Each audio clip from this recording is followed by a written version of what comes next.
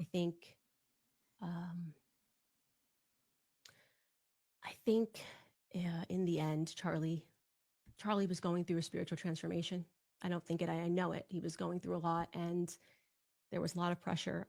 And it's hard for me to watch the people who were pressuring him, I don't know, just say the things that they're saying. You know, I just... Listen, I'm going to run this back, folks. I'm at, and there's no room for movement. And you tell your whoever that needs to hear it, whatever you need to tell them, because we're always going to be brought. Hold on. Let me go back to that one part.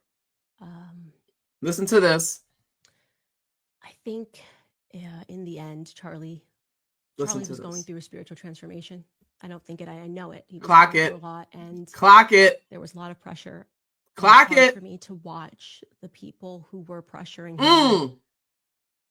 I don't know, just say the things that they're saying. You know, just, there's something about it that just feels really fake, really fake to me. And they would have allowed him to lose and wanted him to lose everything for changing or even slightly modifying an opinion, and then to see them doing what they're doing today, it's hurtful. It's very hurtful. I don't want today to be about anything other than you guys knowing that Charlie really was an amazing person. You know, he was like, we were really close. Did y'all hear what I heard?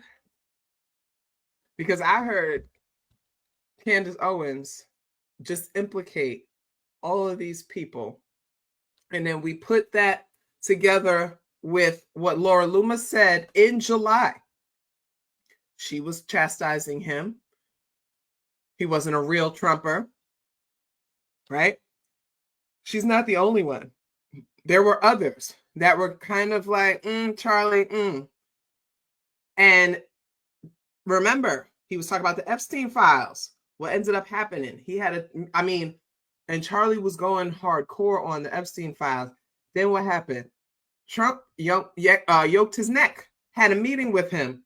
Right after that meeting, Charlie Kirk goes on and says, well, you know, I'm going to trust the president, and I know the right thing will happen, and I'm just going to let it go.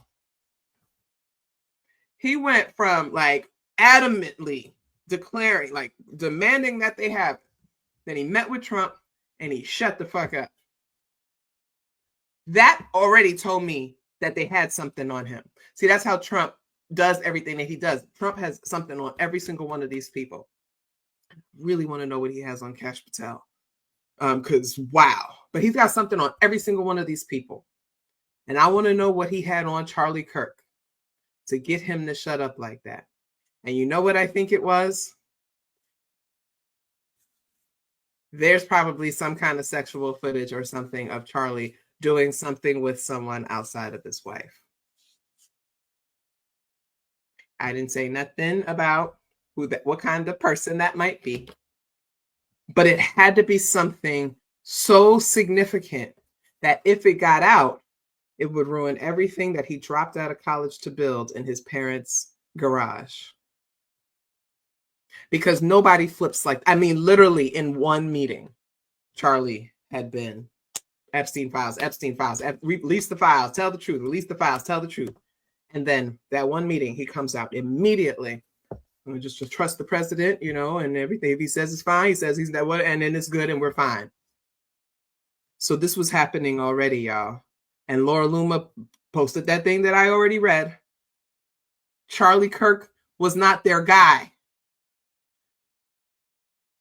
Because look at even Tucker Carlson started like pushing back on some stuff too.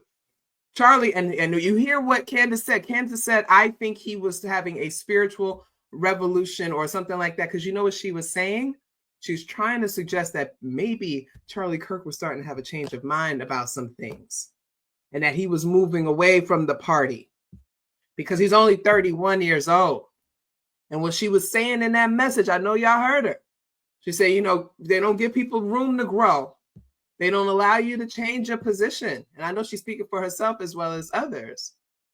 But I don't mess with Candace the long way, but I listen because that woman drops dime all the time if you pay attention. And the ways that she separates herself from the party versus how she aligns with things is very interesting to watch. That's what I do, is how this whole thing got started. I watch these people, I study them, right? I study Black women in media too. So Candace is going to be right there for me. Candace was just dropping major dime, and people missed it because they were so upset about her eulogizing him and being sad. But she just basically blew that shit up for me. She let us know Charlie was changing. Charlie was not feeling this stuff. Charlie was not agreeing with this. Charlie was honest, which I do believe that Charlie Kirk was honest. He was disgusting and violent, evil, but he was honest about his feelings. They're not lying when they say that, right? Right? You know? So that's it. They didn't allow you to grow because she's had her own changes. And the thing is, I do believe that they were like this. I do believe they were best buds. And she's been going through her own transformation. Yes, he said that Israel was causing a genocide and started questioning AIPAC. I saw the video. I couldn't find it for this, but I saw the videos questioning AIPAC, right? And pushing back against Israel and what they were doing. He flipped on the Gaza. Yeah. He was just like, nah, this is not what I'm about. And so, you can't say that. Not when you have such influence. $39 million Turning Point got in the bank. A little too powerful. And as somebody else said, Trump is not going to be happy with all this attention going towards him. So now that we know that it's Tyler that did this, it's this white conservative, extremely right-wing person, they're going to make this go away by Sunday, right? We have to keep the name going, y'all. We have to keep talking about it. Make sure if you're on your social medias, you post